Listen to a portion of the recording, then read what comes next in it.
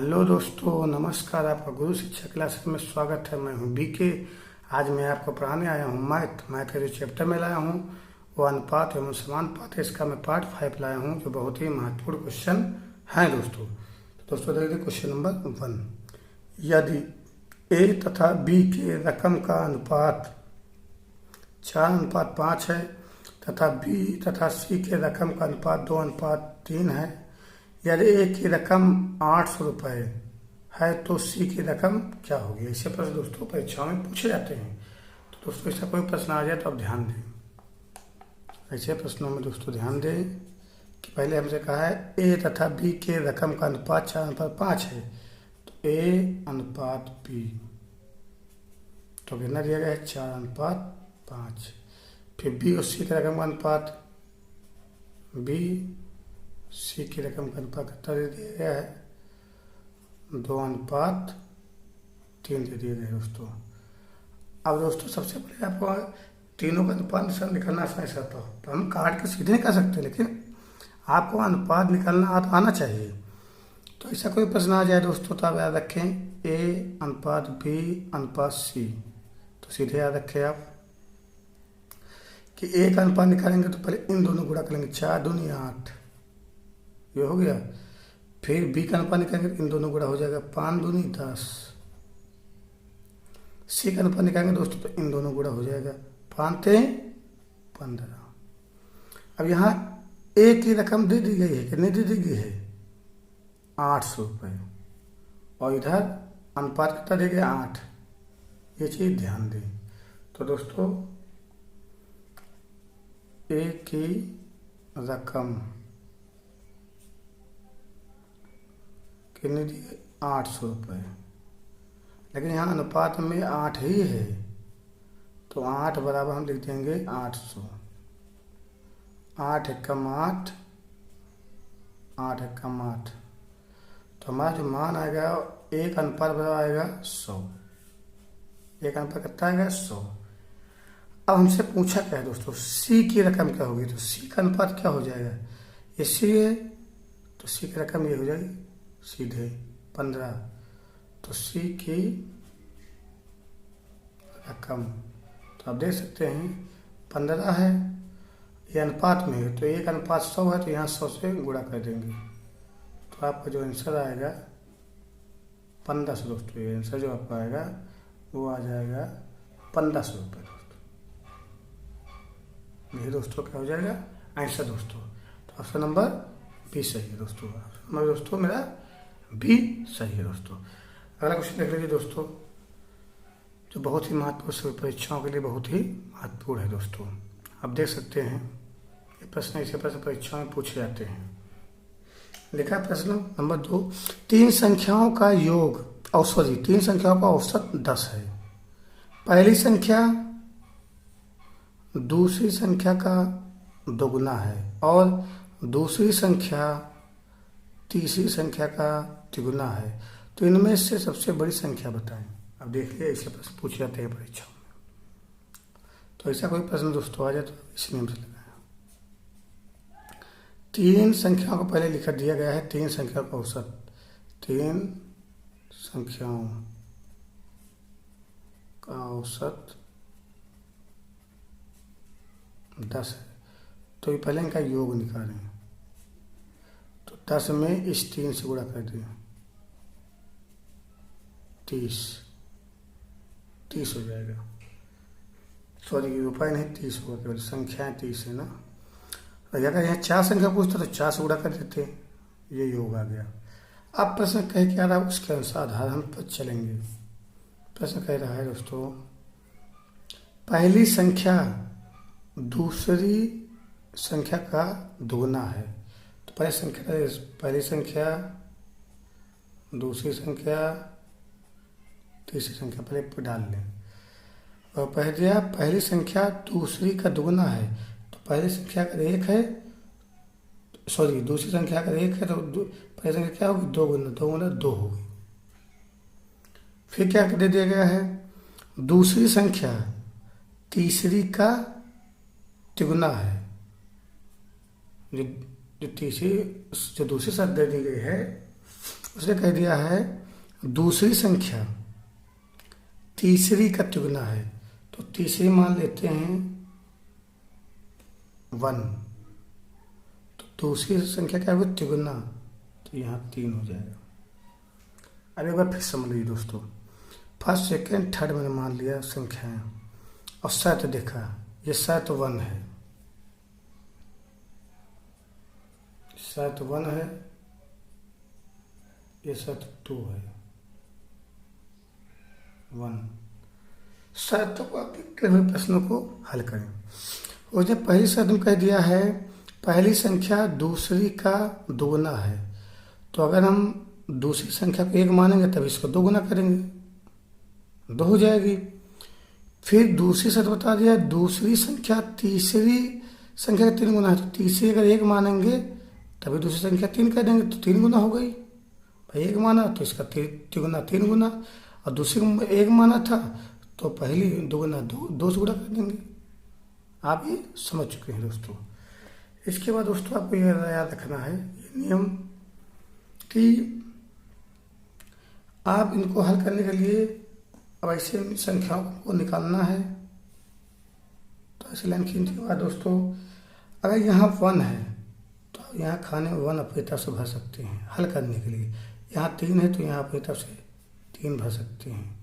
इसके आगे क्या है खाली स्थान में, तो जो अंक यहाँ होता है वो भरते हैं, और इसके पीछे अंक में जो अंक यहाँ होता है वो अंक भर देते हैं। फिर गुणा कर लीजिए, 3 और 2 3 गुणा 6 आएगा, और यहाँ 1 और 3 गुणा 1 3 एकम 3 आएगा, यहाँ 1 और 1 गुणा होगा तो 1 आएगा। ये दोस्तों आम संख्या अनुपात आ गया, संख्याओं का अनुपात ये आ गया है। अब उसमें योग दिया गया है तो इन तीनों संख्याओं का योग करेंगे, फर्स्ट सेकेंड थर्ड, इनका योग, और ये जो टोटल योग दे दिया गया है ये टोटल योग है, ठीक। तो इनको जोड़ दीजिए आप, फर्स्ट संख्या कहती है 6, सेकेंड 3 और यहाँ 1, टोटल 30 है। देखो 30 दिया गया है, 6 3 9 10, तो 30, 0 से 0 कट गया, तो आपका 1/100 बराबर आ गया है 3, एक अंतर बराबर 3 आ गया दोस्तों। अब दोस्तों से पूछा क्या है इनमें से बड़ी संख्या बताएं, बड़ी संख्या, तो बड़ी दे अनुपात में दे सकते हैं, सबसे बड़ी 6 है, तो बड़ी संख्या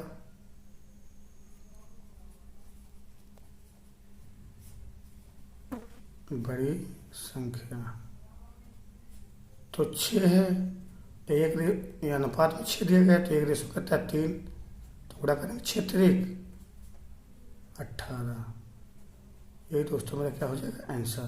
तो ऑप्शन नंबर दोस्तों मेरा 20 है, दोस्तों ऑप्शन नंबर 20 है। अब दोस्तों अगला क्वेश्चन देख लीजिए जो बहुत ही महत्वपूर्ण है दोस्तों क्वेश्चन नंबर 3 देख लीजिए। क्वेश्चन नंबर 3 है ए की आय बी की आय से 20% कम है, बी की आय से 10% कम है, तो यदि सी की आय 5 रुपये हो तो ए की आय क्या होगी।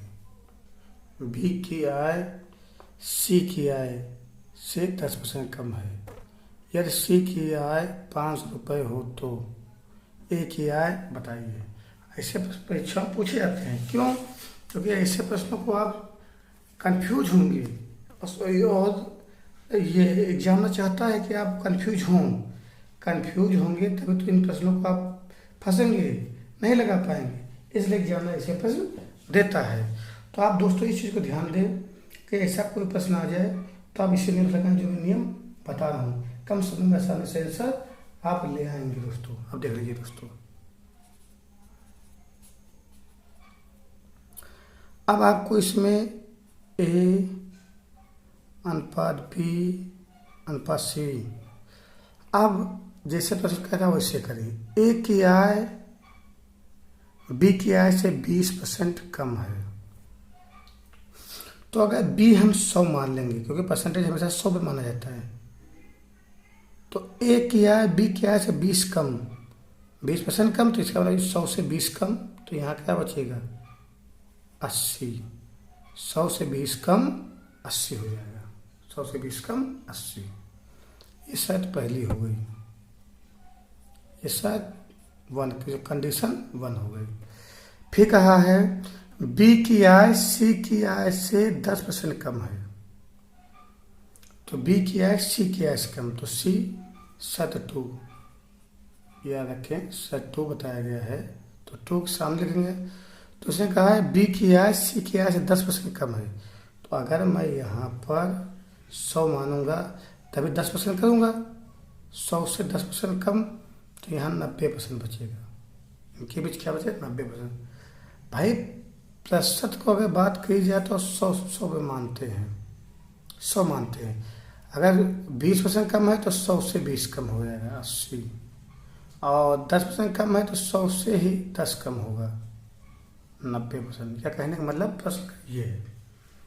अब दोस्तों ए बी सी का अनुपात निकालना बहुत अनिवार्य है दोस्तों। तो यहाँ देखेंगे 100 लिखा है, 100 के पीछे क्या होगा, तो 100 ही भरा जाएगा दोस्तों। यहाँ 90 के आगे देखेंगे तो यहाँ 90 ही भरेगा अनुपात। अब ए अनुपात बी अनुपात का मान निकाल लेते हैं, तो 9 8 72, 7200, और 9 का 100 में गुणा होगा तो 9000, और 100 से गुणा हो जाएगा तो दोस्तों जान सकते हैं 10,000 आएगा। ये अनुपात में ए बी सी का अनुपात है। किसका अनुपात आया है, ए बी सी का अनुपात सही रूप में आ गया। अगर आप चाहें तो 2 जीरो हैं, 1 2 1 2 1 2 सभी में जो कट रहा है काट सकते हैं। कम समय में आप आंसर हल करने के लिए आप उसको काट सकते हैं। उसका दोस्तों आप 72 90 और 100 ये अनुपात आपका बचा है, ए अनुपात बी अनुपात सी। क्यों दोस्तों ऐसा किया, समझाने के लिए, आप समझ सके दोस्तों। अब दोस्तों इन सबको आप जोड़ लें, अब 100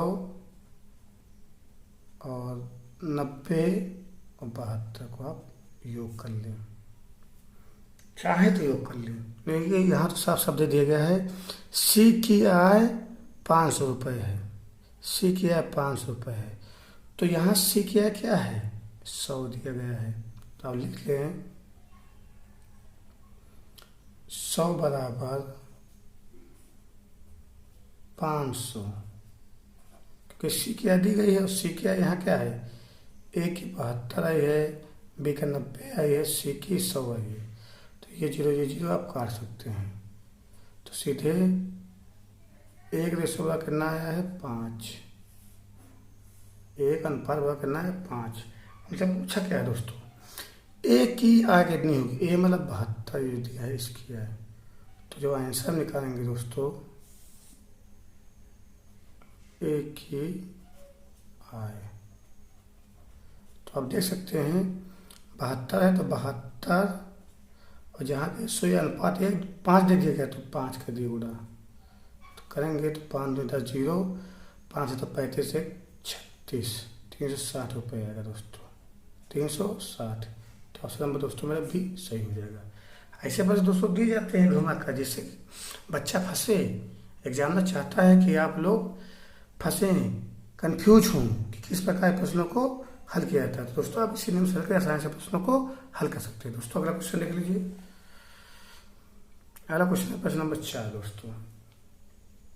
प्रश्न नंबर 4 है दोस्तों, दो संख्याओं का अनुपात 3:8 है और उनका अंतर 115 है, तो बड़ी संख्या क्या होगी, ऐसे प्रश्न पूछे जाते परीक्षा में। तो दोस्तों ऐसे कोई प्रश्न आ जाए तो अब इसे नहीं लगना, दो संख्याओं, तो पहली संख्या और दूसरी संख्या, इनका अनुपात दिया गया है 3:8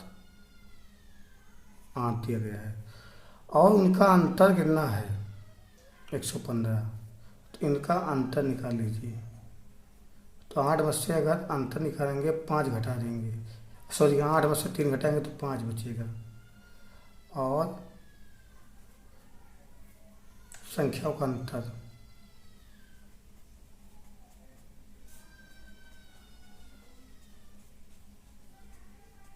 पंद्रह, तो 5, तो 5 एकम 5 दूनी 10, 5 3 15, 1 रेशो बराबर मतलब अनुपात बराबर 23 आ गया।